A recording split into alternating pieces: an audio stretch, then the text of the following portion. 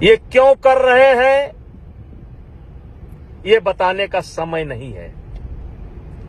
लेकिन महीना बाद, 2 महीना बाद, 3 महीना बाद जब भी जांच की रिपोर्ट आएगी, मेरे चाचा ताऊ,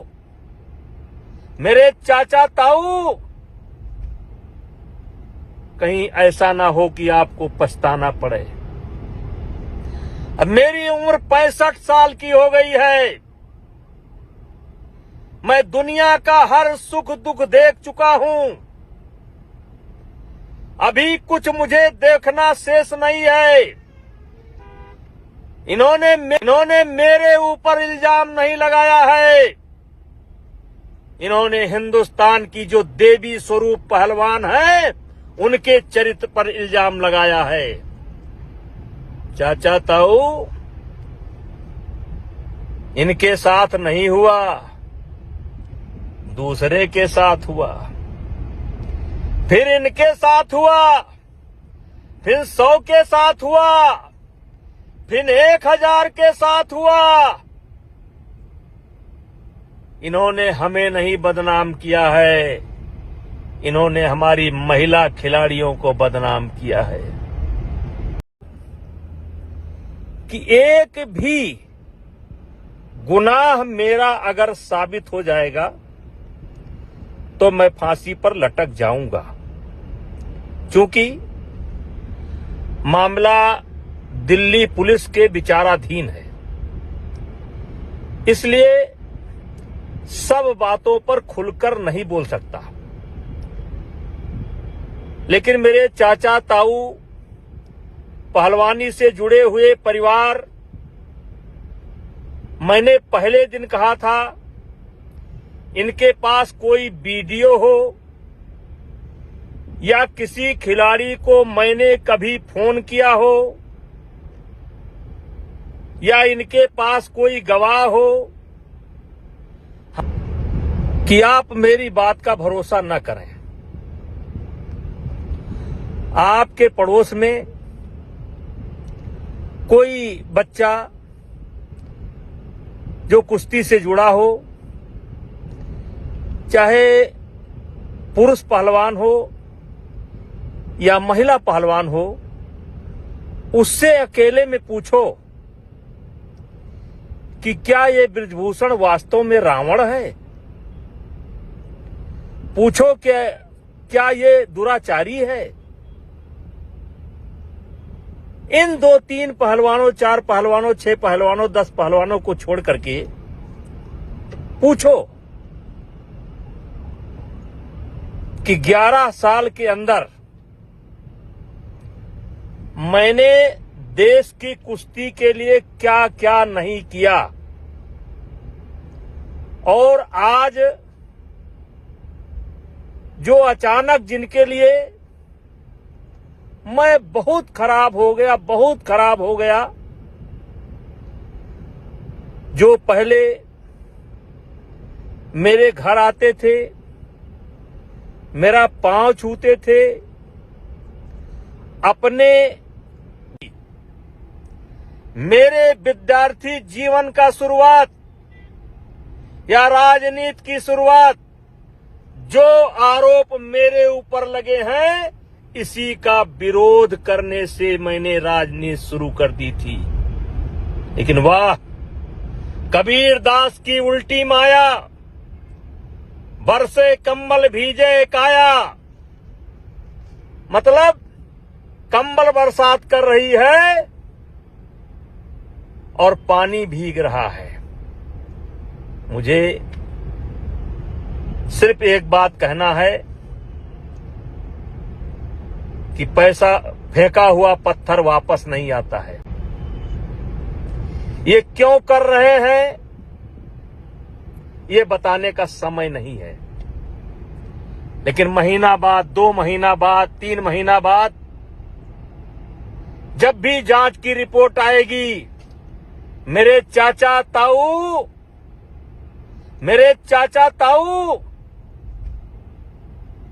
कहीं ऐसा ना हो कि आपको पछताना पड़े। अब मेरी उम्र 65 साल की हो गई है। मैं दुनिया का हर सुख दुख देख चुका हूं। अभी कुछ मुझे देखना शेष नहीं है। इन्होंने मेरे ऊपर इल्जाम नहीं लगाया है। इन्होंने हिंदुस्तान की जो देवी स्वरूप पहलवान है उनके चरित्र पर इल्जाम लगाया है। चाचा ताऊ,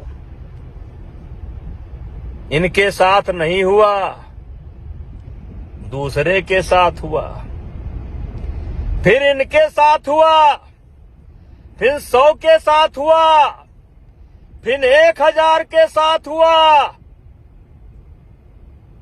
इन्होंने हमें नहीं बदनाम किया है, इन्होंने हमारी महिला खिलाड़ियों को बदनाम किया है।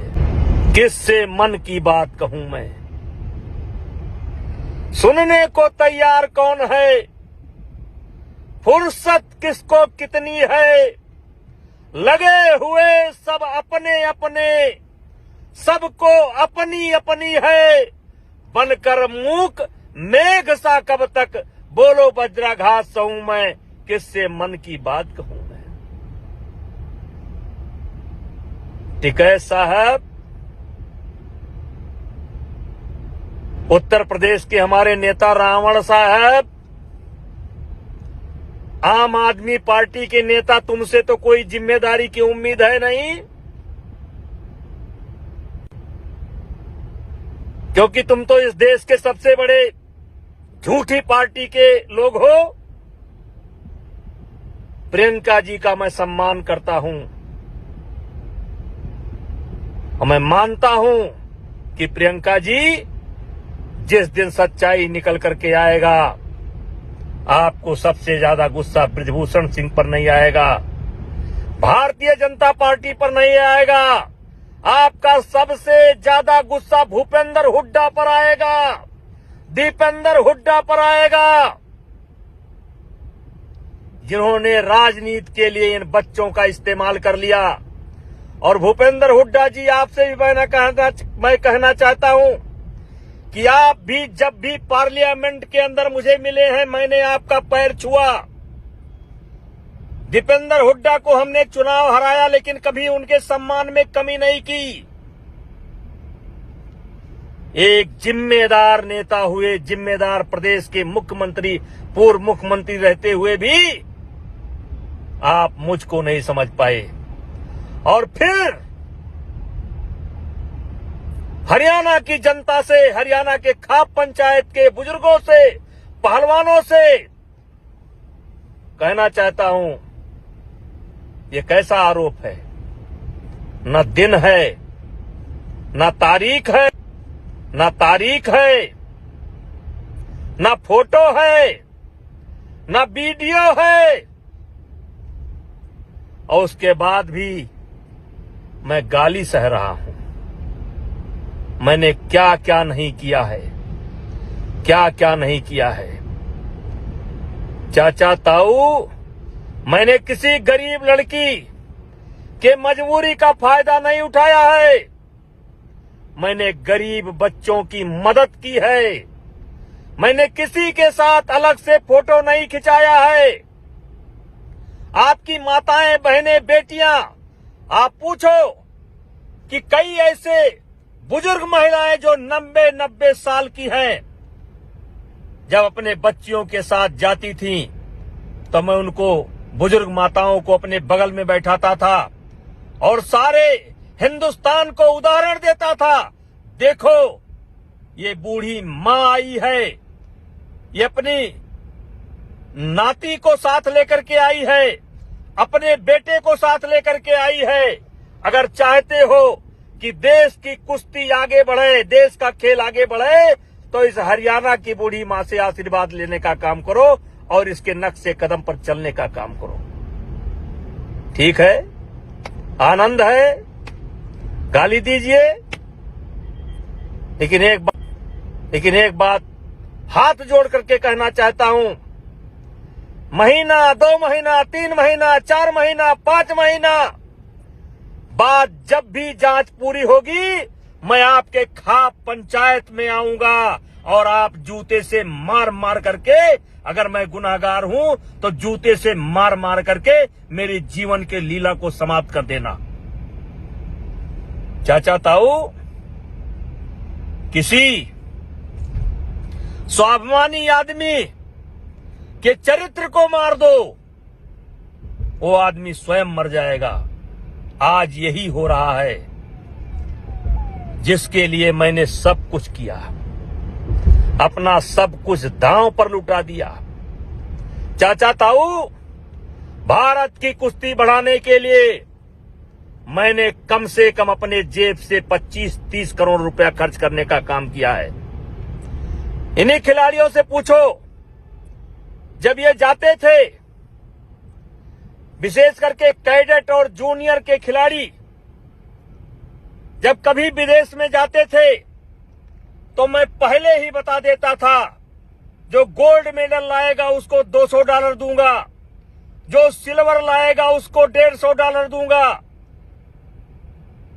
जो ब्राउन लाएगा उसको $100 दूंगा। नहीं होता था, ये मेरा स्वयं की तरफ से होता था। ये जितने खिलाड़ी आज मेरे ऊपर जो रावण बता रहे हैं, कंस बता रहे हैं, दुराचारी बता रहे हैं, उनसे पूछो इसमें कौन सा बच्चा है जिसने मेरे हाथ से डॉलर न लिया हो।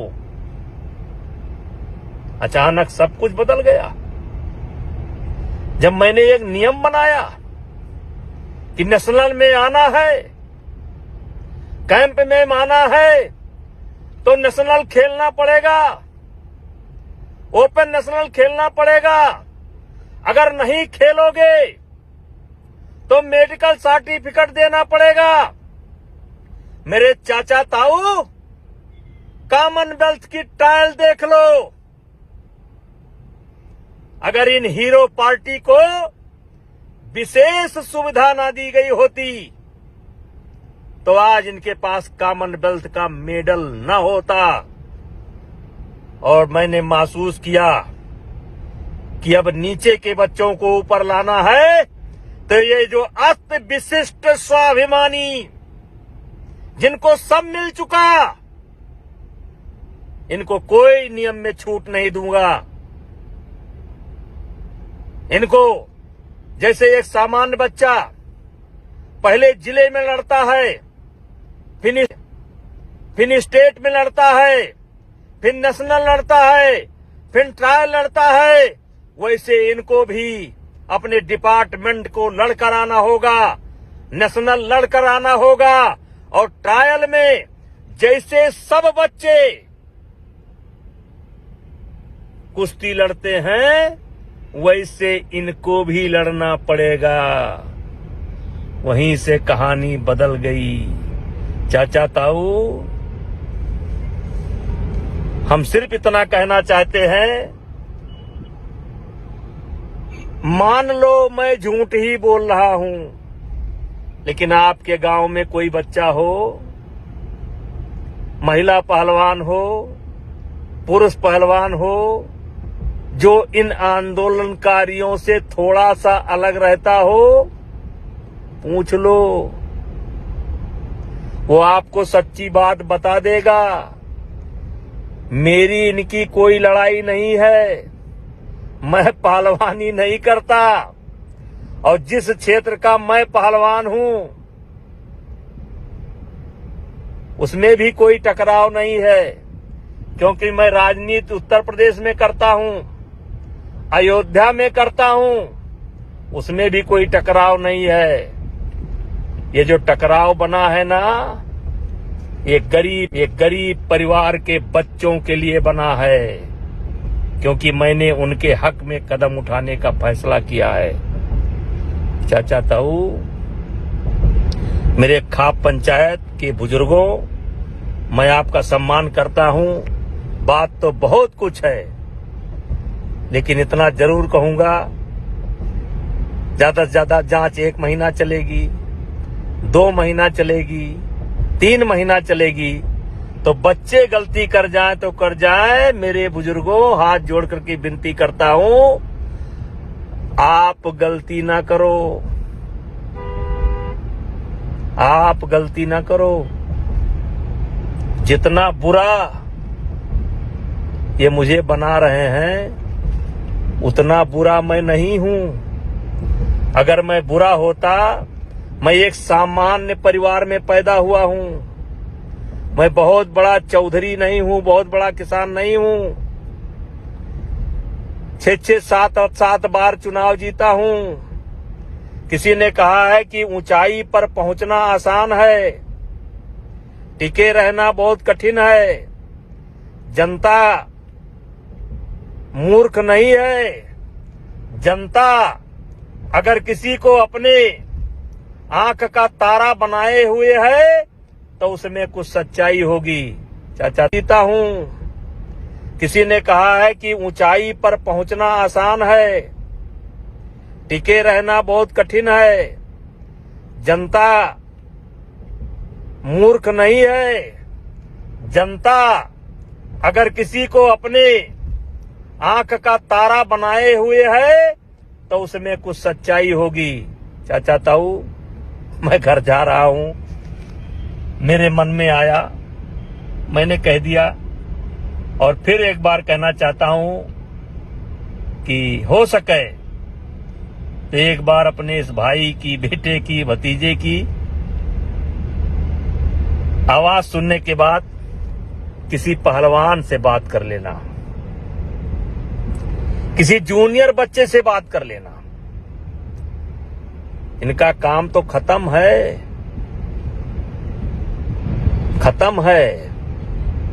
ये जो कॉमनवेल्थ का मेडल करते हैं ना, बजरंग भैया की पूरी ट्रायल करा दी गई होती तो पता चल जाता।